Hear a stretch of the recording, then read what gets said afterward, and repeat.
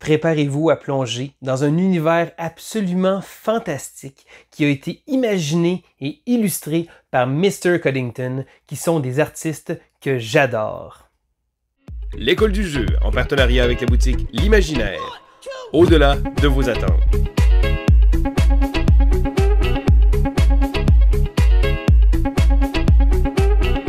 Bonjour et bienvenue à l'École du jeu, mon nom est Sylvain et je vous présente aujourd'hui une boîte absolument énorme, celle de Tidal Blades.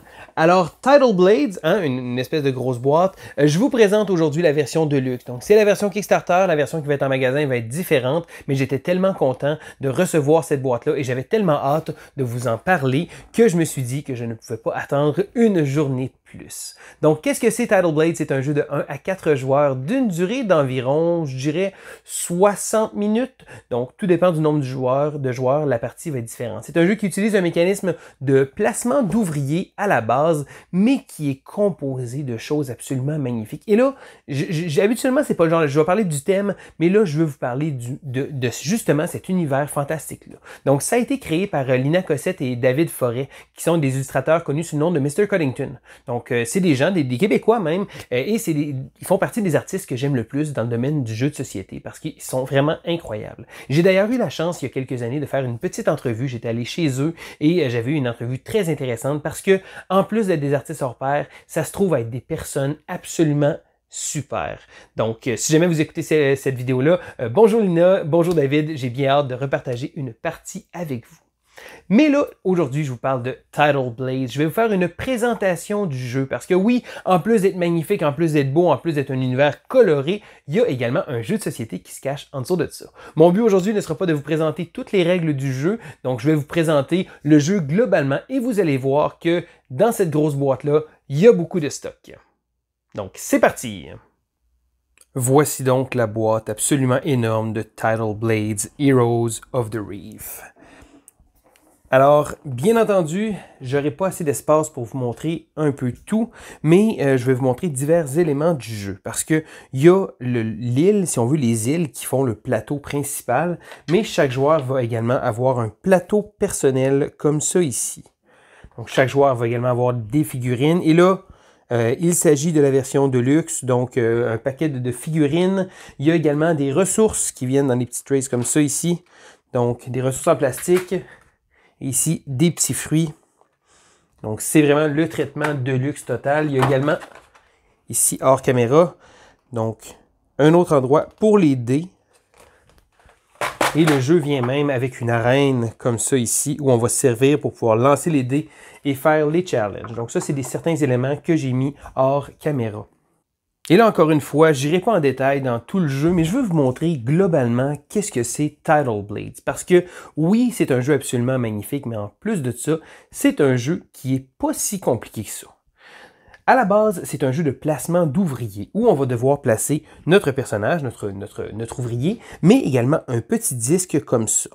Donc, je vous présente les disques. La version Deluxe a des petits disques en plastique. Je sais que la version simple a des jetons en carton. Et là, au courant de la partie, parce que la partie va durer pendant 4 tours, 4 rounds, au round numéro 2 et au round numéro 4, on va obtenir des actions supplémentaires qu'on va avoir. Donc, quand c'est notre tour, on va prendre notre personnage et le placer sur un des endroits d'action du plateau de jeu. La plupart des endroits accommodent seulement un personnage, donc un disque, mais il y a également quelques endroits, donc les endroits avec un pointillé comme ça ici, qui peuvent accommoder plusieurs personnages, en fait plusieurs disques, que ce soit les nôtres ou ceux-là de nos adversaires. Et là, sans détailler tout, il y a 5 endroits généraux, 5 îles où on va pouvoir faire des actions. Donc, dans la Citadel of Time, qu'est-ce qu'on va faire? Oui, on va pouvoir recevoir des ressources, mais c'est également l'endroit qu'on va pouvoir aller pour pouvoir aller chercher des nouveaux challenges. Lorsqu'on prend un nouveau challenge, on peut soit le prendre dans la rivière de cartes qu'il y a ici, ou encore ici, on va remplir ceux-là qu'il y a en haut. Donc, le bonus de l'île, c'est de piger 2 cartes challenge. Donc, si jamais on décide d'aller ici, on va en piger une, et ensuite, à la fin du tour, comme action bonus, on va pouvoir en piger 2 supplémentaires. On peut également aller méditer ici, et c'est de ramener certains dés qu'on va pouvoir rafraîchir. Dans le Chronoséum, ici, le bonus de l'île va être de piger une carte stunt. On peut également piger des cartes stunt supplémentaires, mais également aller chercher des dés. Et là, on peut également aller chercher des novices comme ça ici, avec des ressources. Dans le Lamara Stadium, qu'est-ce qu'il y a? Ce qui est intéressant, c'est qu'il y a un petit bateau ici comme ça qui va faire le tour de l'île. Donc, après être allé chercher le bonus qu'on désire, donc on peut aller chercher le premier joueur ici, ou encore avancer le bateau. Et là, après justement avoir avancé, on va faire l'action du bateau. Le bateau, qu'est-ce que c'est? C'est que chaque fois qu'on va l'avancer ici, on va retirer le bénéfice qu'il y a en dessous. Donc, piger des cartes, recevoir des ressources. Donc, si jamais on décide de faire l'action ici, on reçoit le premier bénéfice et à la fin du tour, on active le bonus de l'île et on avance un autre coup comme ça. Donc, ça nous permet de pouvoir recevoir des bonus. Ici, dans le draw scoring, c'est l'endroit, le marché. Encore une fois, ici, on peut aller chercher des ressources. Bon, ici, ils nous disent de pouvoir faire rafraîchir un peu le market, mais on va également pouvoir, en bonus de l'île, aller acheter des ressources, des cartes comme ça ici. Et là, on va devoir payer pour pouvoir recevoir justement des cartes et des bonus qu'on a immédiatement. On peut également choisir de gagner un fruit. Ici, dans le fold, c'est un peu différent. Lorsqu'on va aller là, on va pouvoir affronter les monstres. Et oui, on va recevoir également un bénéfice avec les petits coquillages, mais c'est à cet endroit-là qu'on va devoir affronter le monstre. Si jamais on est sur une des 3 îles qu'il y a ici comme ça, on va pouvoir faire un challenge. Sinon, si on est au default, on va pouvoir affronter un monstre. Sur la citadelle du temps, cependant, on ne pourra pas faire de challenge, mais c'est exactement l'endroit où on va justement prendre ces cartes-là. Parce que quand je parle de challenge, les cartes challenge font partie du jeu de manière principale. Et là, je vous présente une carte challenge. Donc, à la fin de notre tour, après avoir fait nos actions, on peut réaliser le challenge. Alors, première étape, il va falloir savoir être sur la bonne île. Donc, chacune des îles a un icône comme ça. Et si jamais on est sur la bonne île, on va pouvoir réaliser justement le challenge. À quoi ça va servir? Eh bien, ça va tenter de nous donner des points de victoire parce que, et oui, le but, c'est de faire des points de victoire.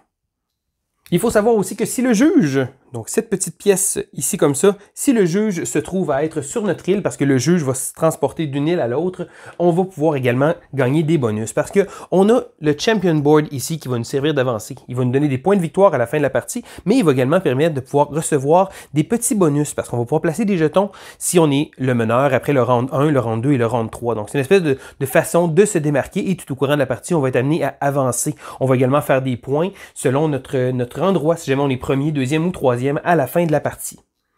Pour en revenir au challenge, donc comme je vous montrais ici, donc l'exemple de la Fire Slide, je devrais être absolument à cet endroit-là, après avoir fait mon action, faire le challenge. Et là, il y a une série d'icônes qui sont sur la carte. Il y a également une icône en pointillé, ça se trouve être l'icône supplémentaire si on décide de pousser notre chance ou d'essayer de pousser un peu plus pour avoir plus de bénéfices. Mais qu'est-ce que ça va donner? Eh bien, ça va nous permettre de pouvoir faire des points de victoire.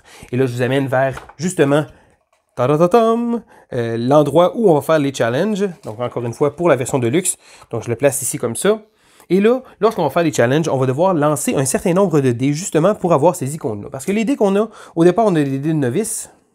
Donc, je vous présente les dés novices ici comme ça avec un icône. Il y a également une icône qu'on peut choisir et il y a un icône qui est vide. Mais tout au courant de la partie, on va être amené à avoir des nouveaux dés. Et là, je vous ai montré en début de partie, en début d'explication, la charte des dés. Elle se retrouve ici sur un aide de jeu. Donc, ça nous dit les dés novices et ensuite, on va pouvoir les avancer. Et là, selon le dé vers lequel on va aller, on va pouvoir avancer. Donc, des dés initiés, ensuite élite, ensuite des dés de guilde. Donc, on va pouvoir upgrader nos dés comme ça. Et là, la répercussion des symboles ici. Donc, on remarque que certains vont plus s'orienter vers certains icônes et d'autres icônes ici comme ça. Donc, ça y va selon ici. Encore une fois, c'est selon les icônes qu'on va devoir faire pour un challenge. Donc, on va pouvoir brasser les dés dans l'arène et tenter d'obtenir ces dés-là. Cependant, il y a toujours un danger. Et là, c'est selon le round dans lequel on est, on va prendre le dé de danger. Donc, il est un dé à 8 faces ici comme ça. Donc, un dé à 8 faces avec un certain nombre de faces avec des X. Et là, ces X-là sont très importants parce que lorsqu'on va lancer le dé avec notre challenge, ça va faire en sorte qu'on va devoir défausser un dé. Donc, on va détruire un dé à cause du danger. Il y a une manière de pouvoir réussir à se protéger, c'est en utilisant notre Shell Shield. En début de partie, chaque joueur va recevoir un certain nombre de cartes. Je vais revenir dans quelques instants avec le plateau de jeu. Mais ici, le petit bouclier fait en sorte que ça mentionne ici, hop, si on désire transporter une shell de notre plateau de joueur, donc les ressources qu'on a, sur le bouclier ici comme ça, on va pouvoir bloquer un X. Je vais revenir aux cartes dans quelques instants. Je vais juste rester sur le challenge. Donc ici comme ça, si jamais je placerais un coquillage sur ma carte de mon Shell Shield, eh bien je vais pouvoir ignorer ça. Sinon, je vais devoir défausser justement l'icône. On va pouvoir rebrasser des dés si on le désire et on va essayer de réussir à avoir justement nos icônes comme ça. Si on a complété les icônes, on va pouvoir compléter le challenge, garder la carte, recevoir des bonus. Et là, les dés qu'on va lancer vont être selon notre plateau de joueurs. Et là, je vous montre ici le plateau de joueurs qui se trouve à être diverses statistiques qu'on va avoir. Donc, le focus, l'esprit, la résilience et la synergie. Et toutes ces notions-là vont être amenées à augmenter. Donc, lorsqu'on va compléter un challenge et compléter des icônes comme ça ici, on va pouvoir monter de un petit cran. Et là, c'est pas nécessairement tous les crans qui vont nous donner un bonus. On le voit ici aux deux. Et là, le plateau ici extérieur nous l'indique lorsqu'on va avoir des nouvelles choses. Donc, selon l'habilité qu'on va monter, on va avoir certains bonus. En fin de partie également, on va regarder le chiffre le plus élevé à lequel on est rendu pour chacune des différentes statistiques et on va obtenir un certain nombre de points de victoire. Et là, ces statistiques-là, je vous les explique. Ici, le focus, c'est le nombre de dés qu'on va pouvoir lancer pour compléter un challenge. Donc, directement avec les challenges, ça nous explique le nombre de dés qu'on a. Il faut savoir qu'on peut toujours payer un petit fruit pour rouler un dé de plus. Donc, si jamais j'aurais 3 dés de disponibles dans ma pool de dés actifs, parce que oui, il faut avoir les dés, je pourrais payer justement un petit fruit pour avoir un dé de plus. Ensuite, l'esprit. Et là, l'esprit, le spirit va servir pour le stun power. Et là, il y a des cartes tout au courant de la partie qui sont des cartes de stun. Et là, selon la valeur qu'on a, on va obtenir certains bonus. Je vais y revenir tantôt. Ensuite, ici, la synergie. Et là, chacun des personnages a des cartes de pouvoir. Encore une fois, propre à chacun des personnages, ça fait partie des cartes, mais sachez que plus on a de synergie et plus on va avoir des cartes de pouvoir. Et la dernière chose qui est très importante, c'est la résilience. Parce que lorsqu'on va utiliser nos dés, ils vont partir de la pile active, ils vont aller faire un challenge, et ensuite, ils vont aller dans la pile spent. Et là, à la fin du tour, lorsqu'on est à la phase de nuit, donc après que tous les joueurs aient passé toutes leurs actions, on va pouvoir rafraîchir un certain nombre de dés, donc des dés qu'on a utilisés pour les ramener. Donc, plus on a une résilience élevée et plus on va pouvoir reprendre des dés. On peut également avoir des dés ici, upgrader nos dés. Donc, comme je vous montrais tantôt, selon le dé qu'on va choisir d'augmenter, on va pouvoir avoir certains bonus, des choses comme ça. Bon, ici, l'aide de jeu nous dit le nombre de dangers qu'il y a sur les faces, ici comme ça. Donc, il y en a certains qui ont des dangers doubles. Et ça, c'est lorsqu'on est rendu au tour 2 et au tour 4. Au lieu d'utiliser le premier dé, on va utiliser le dé du round. Donc, ça, c'est pour les upgrades de dés qu'on va avoir avec la résilience.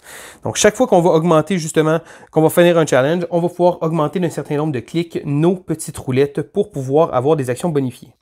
Donc ça, c'est pour les challenges, mais il y a également les monstres, parce que les monstres, ici, lorsqu'on va décider d'aller là, il va avoir un certain challenge. Donc, encore une fois, les monstres ici et là, le plateau de jeu est très bien expliqué, mais les icônes ici, ça se trouve à être des coups qu'on va devoir donner aux monstres. Parce que les monstres, on ne les battra pas du premier coup, on va devoir placer nos petits jetons ici comme ça. Tadam!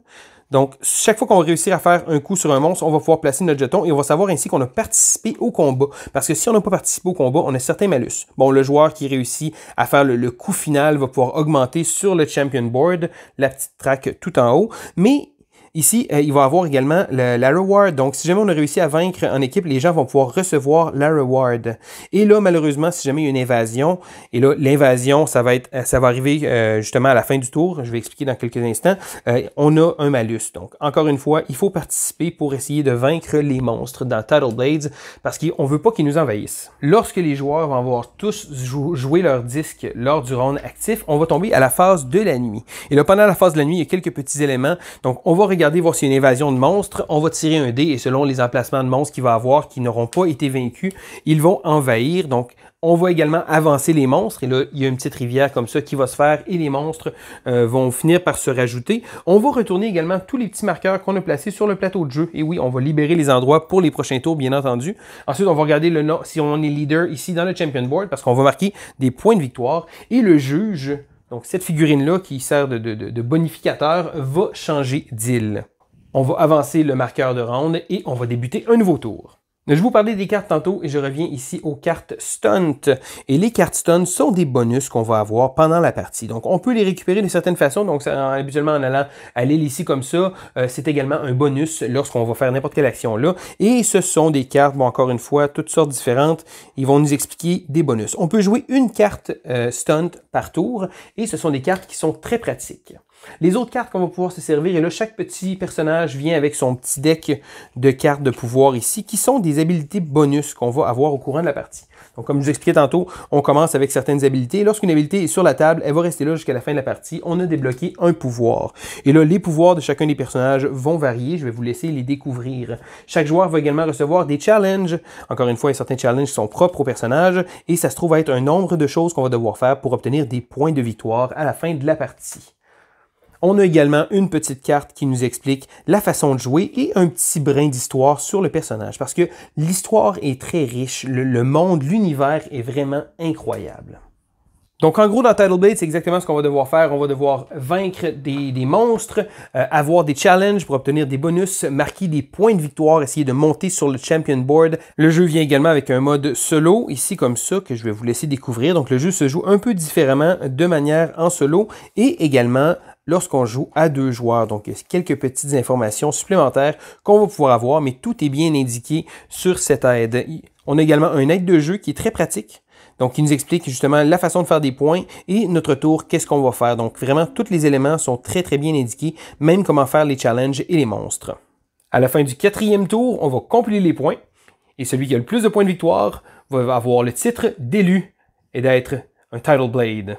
Et avant de terminer, je veux attirer votre attention vers ce livre-là qui se trouve à être l'histoire du monde de Tidal Blade, parce que je vous expliquais tantôt que c'est un monde très très riche et ça a été imaginé par Mr. Cuddington, donc Lina Cossette et David Forêt, des artistes incroyables, mais également un univers vraiment vraiment incroyable.